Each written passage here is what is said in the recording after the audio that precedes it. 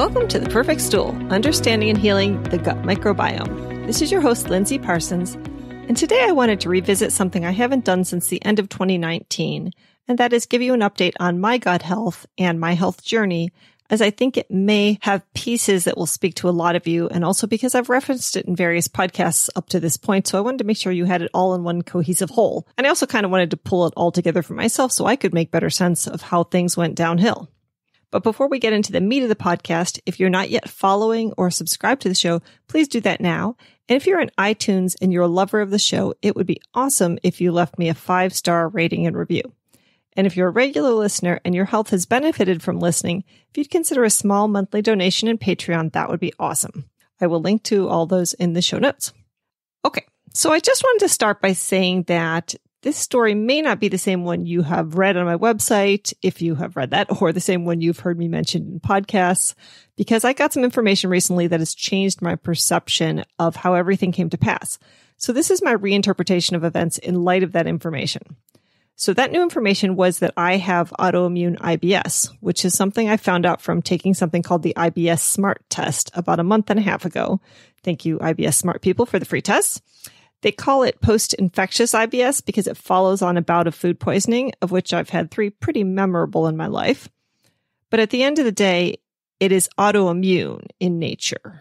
So the ibssmart test tests 2 types of antibodies, antivinculin and anti-cytolethal distending toxin B, or anti-CDTB for short, antibodies. So the most common bacteria that cause food poisoning, like Shigella, Campylobacter, C. diff, Salmonella, and E. coli, release CDTB toxin into your body, which your body fights as it would any other invader by creating an antibody. So if you've had a recent infection of that type, you'll see the anti-CDTB antibody elevated on the ibssmart test if you take it. My anti-CDTB antibodies weren't elevated, but then again, my food poisoning was a long time ago.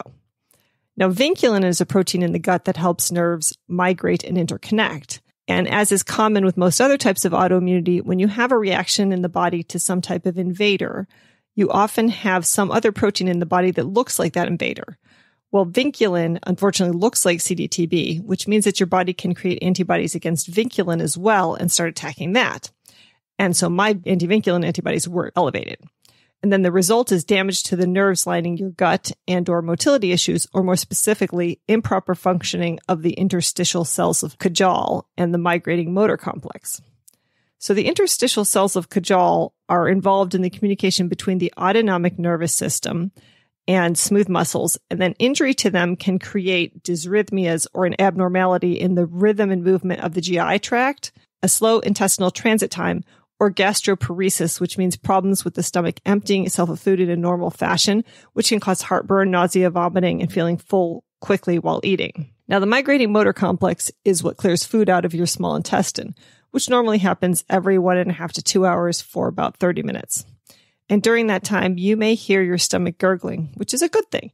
It means you're having peristaltic contractions starting the stomach and moving food through the small intestines, clearing the food out so it doesn't stagnate.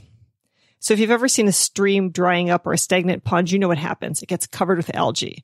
Well, the same sort of thing happens in your gut when it gets stagnant, except that it's bacteria that overgrow. And the result is bloating from those bacteria fermenting the food you eat, a premature feeling of fullness, and then typically soft stool, diarrhea, or a mix between constipation and diarrhea. Now, don't assume that because you have problems with small intestine motility, that this means you'll be constipated. Not necessarily. What happens with this stagnation is the overgrowth of bacteria in the small intestine, also known as SIBO, or small intestine bacterial overgrowth, or also possibly SIFO, small intestine fungal overgrowth, in the form of candida. And those 2 typically will leave you with diarrhea, soft, messy stool, or a mix between constipation and diarrhea. And constipation alone is also possible, but that tends to be more from an overgrowth somewhere in your intestinal tract of methanogens or methane-producing bacteria. So anyway, back to my story. I had 2 incidents of food poisoning before I started having any diagnosed health issues that I think are important in how things went south for me. The first was during a study abroad program in Costa Rica in the summer of 1993. And I don't know what I got in particular, I can't recall, but it involved me having no appetite and stomach pains, and ultimately required me taking special antibiotics. And I remember that distinctly because I had traveler's insurance and the antibiotic cost like $70 American, but they misconverted the currency and sent me like $700, which was absurd that any antibiotic would cost $700 in a country like Costa Rica, but of course completely believable in the US context given our ridiculous drug prices. But I was a good citizen and I did return the money. So anyway, that may have been a parasite, but I'm not really sure what it was. The next and most memorable food poisoning incident was when my future husband and I were living in Costa Rica about a year and a half later, and we went on a weekend trip and decided to defrost our very much not frost-free refrigerator. We had a weird washing machine that had a separate compartment for washing and spinning clothes, and the spinner part was the closest thing we had to a cooler. So we put all the food in there with ice and left it for more than 2 days. By the time we came home, the food was completely warm. Now, if my mother hadn't gifted me with an almost pathological aversion to wasting food, I may have just thrown that mayonnaise out. But no, instead, that very evening, I used it to make tuna salad. Now, within 90 minutes, my husband, whose system is on a hair trigger, was throwing it up. And then I was up all night with the runs. So that may have been when it all started. The other possibility is an incident on our honeymoon to Italy. I probably ate some bad food or drank some bad water there as I spent about a week of the trip not really being able to enjoy food and having stomach pains, not unlike the first incident in Costa Rica, although I never took anything for it after that I recall. But what I do remember is that after that, while working at the University of Georgia as a study abroad advisor, which incidentally was my previous career, I remember distinctly that my stool quality changed for the worse, and I ended up having to use those, quote, flushable wipes that ended up clogging up our pipes as they weren't really flushable. I remember at the time I couldn't leave home without a pack of them. So just a brief interlude to tell you that if this is you, that is not normal stool. Your gastroenterologist may not call in the cavalry when you tell him you have soft stool, but I will because normal stool is solid and continuous, a 3 or 4 on the Bristol stool chart, and comes out cleanly such that when you wipe, there's nothing on the toilet paper most of the time. But honestly, I never thought to talk to a doctor about this. And I had bloating every time I ate out for most of my life. So when it became more common, I don't know that I noticed it that much or thought it was something worthy of telling a doctor about.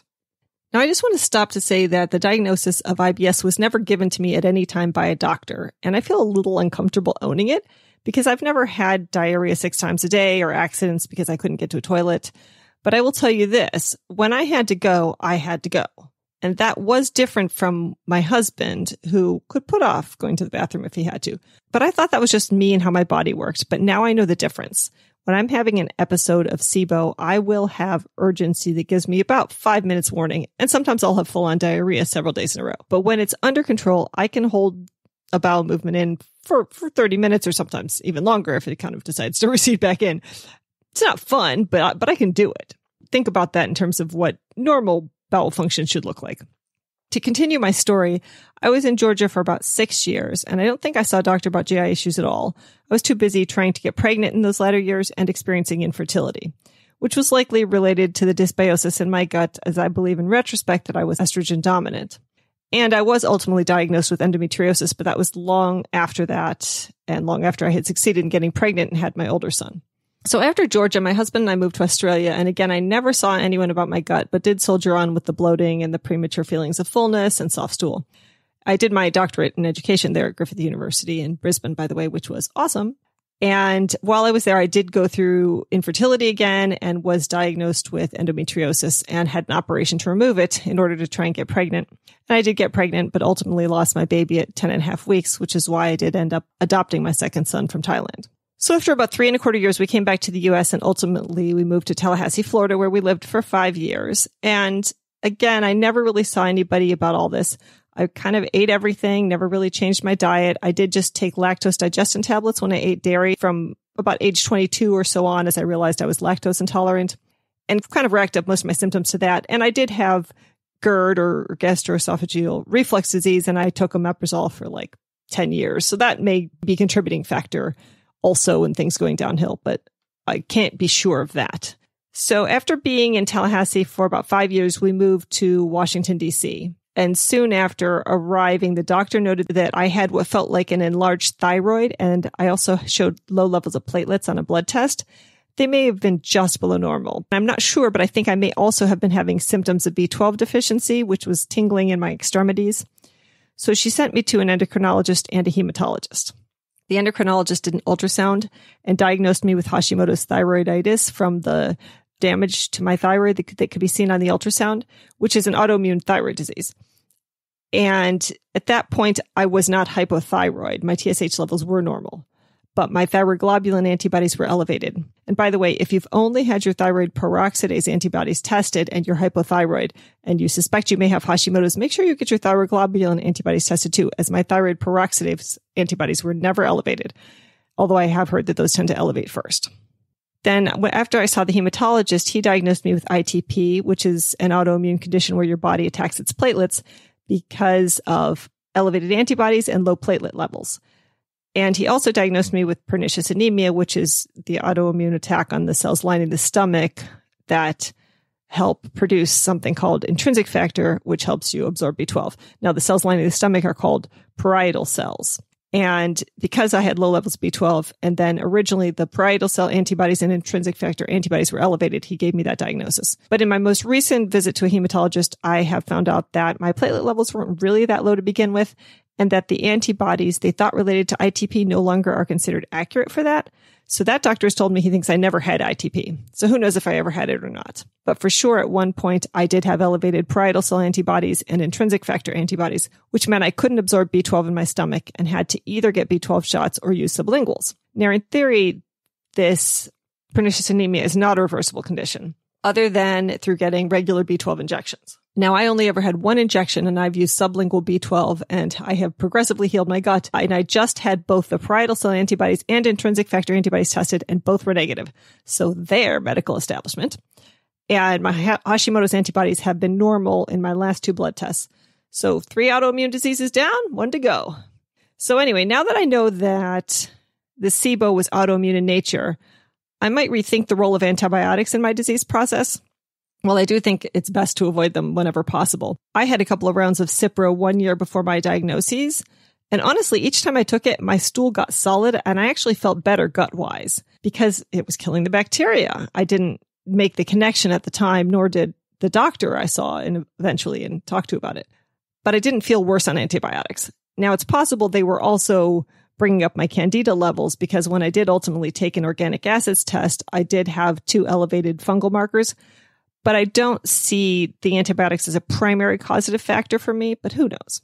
And I should mention that at some point in DC, I did see a gastroenterologist about the bloating and soft stool, and he did an upper endoscopy, which was normal, and he gave me something called hycosamine, which is an IBS medication that stops the stomach from cramping, which I used very sparingly. In fact, I'd only take one about every 4 to 6 months when I'd go out to eat and gorge on gluten and dairy and feel terrible. And I would take it and it would take away the pain. And I was like, these are my magic little pills that take away all the pain.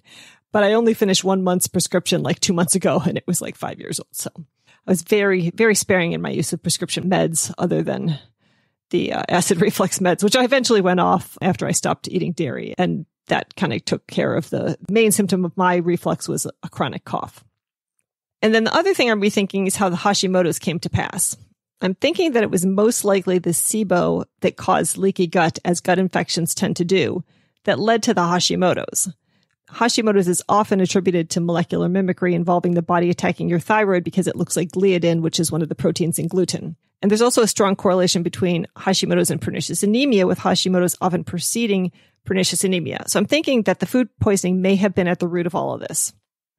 So on to how I got better. So first of all, I did start with an elimination diet and felt a whole lot better on it. I started by eliminating gluten, dairy, seed oils, corn, alcohol, sugar, caffeine, and processed food. And I stayed off gluten for a time after that. And I think dairy more solidly after that. That's always the first step, in my opinion, on these gut and autoimmune issues, because even if food isn't the cause of the problem, it's contributing to you not getting better by slipping out of your leaking gut into your body. And then your body is starting to attack your own cells when it sees the proteins that resemble them floating around where they don't belong, also known as molecular mimicry. And a side note, if you have SIBO, your gut is most likely leaky. I also started taking fiber, psyllium husk in particular, in my smoothies, a tablespoon a day, to help solidify my stool. And that was also helpful, but not a complete solution. So a bit after that, I saw a functional medicine doctor who was actually an MD with training in functional medicine in DC, who gave me a SIBO breath test, which came out marginally positive for hydrogen. So given my symptoms, he put me on antimicrobial herbs for 6 weeks, along with a low FODMAPs diet and betaine HCl to bring up my stomach acid. But after that, the bloating wasn't quite gone, so I requested rifaximin, which is a prescription antibiotic that only impacts your digestive tract. If you can get it covered by insurance, it's very expensive, but it's a lot quicker route to the same endpoint. So that took 2 weeks. And then at the end of that, I felt much better and my stool was starting to get back to normal and the bloating was gone. And they also put me on monolaurin for candida in case that was an issue because it showed up on the stool test a little bit. But they didn't really know what to do about the Hashimoto's, so I had to kind of figure that out on my own after I finished seeing them with research that I did. So what I ultimately did for Hashimoto's was another elimination diet like my previous one that lasted a lot longer and was more strict, and then a series of detoxifying supplements. And then I just stuck to being gluten, dairy, and soy-free for about a year before I went to retest myself. And my antibodies did keep going down, and I ultimately ended up reintroducing soy since I never felt any concrete problems with it. But that was years later because after my first attempt to reintroduce it, my antibodies rose, which was how I would test whether foods were impacting me since I didn't have big obvious symptoms. And incidentally, my TSH was always normal, so I never took thyroid hormone. So all the while, I was learning more and more about gut health, and ultimately, I began my training as a health coach and got more and more advanced training at gut health. And once I gained some of the knowledge that I have now, especially regarding many of the nutraceutical products out there to treat these conditions, I knew how to deal with my issues myself. Since that time, I have gone through 3 rounds of antimicrobial herbs to deal with both the bacteria and fungi. And I have done a low FODMAPs diet once more and a keto diet once while treating for candida after I did my organic acids test. And now each time I start to get bloated again, or if I have ongoing diarrhea or soft stool, I'll do it again with the antimicrobials as long as it's necessary to get rid of that. So now, armed with the knowledge that what I have is autoimmune in nature, I know that I have to help my migrating motor complex with something called a prokinetic, which is like a motility activator for the small intestine, so things don't stagnate and I don't get SIBO again. So what I'm currently using for that is called iberogast, which is an herbal supplement that you take before bed, and it has some good research to back it up.